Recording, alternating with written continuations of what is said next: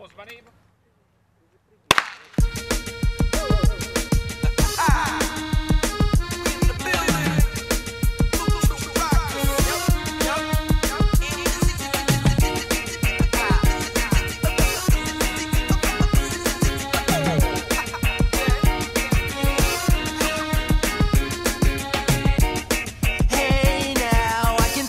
Another day.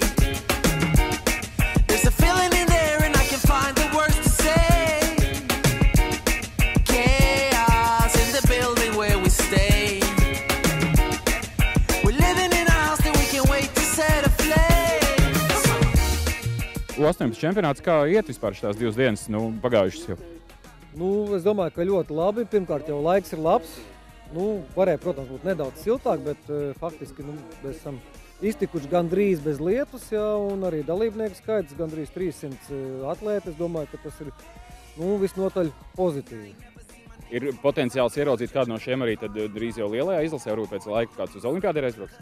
Uz olimpiādu 18 diezgan pagrūti uzreiz ielikt, bet pēc gadiem, es domāju, Tokio, tā ir viņa olimpiāda. Un es domāju, ka noteikti, teiksim, Patriks Gailums ir viens no tiem, kas reāli arī tur varētu cīnīties, varbūt pat pa medaļām.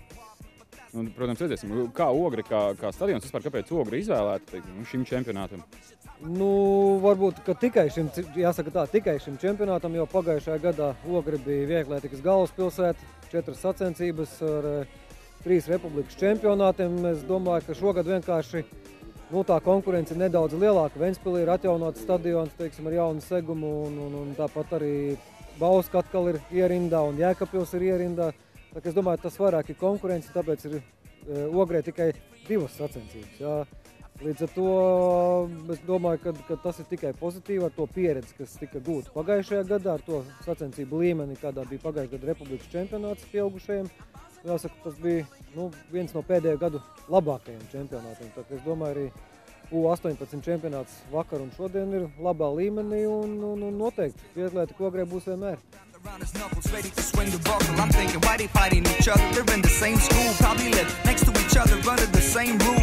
I bet they're from my building, yeah, I bet that kid's dad's the drunk I pass on my way up the stairs, real sad. I'm sure they blame him for the tags in the hallway. The robberies, not seeing the reason, he's outside all